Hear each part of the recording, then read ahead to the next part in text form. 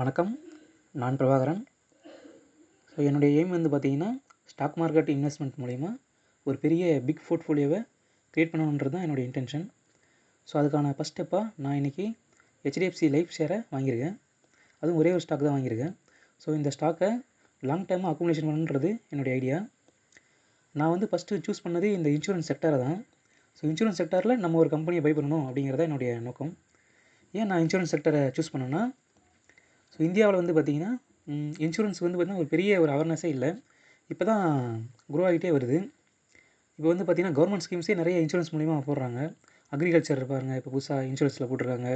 Automobiles போடுறாங்க, medical insurance போடுறாங்க.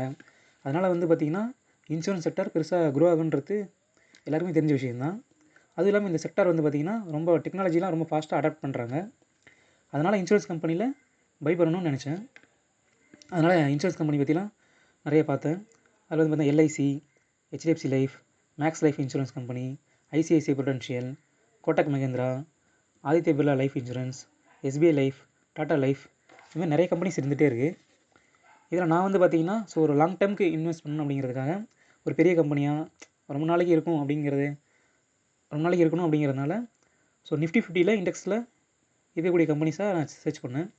அதில் வந்து பார்த்திங்கன்னா 3 கம்பெனி தான் இருக்குது. Bajaj Finserv, HDFC life, SBI life.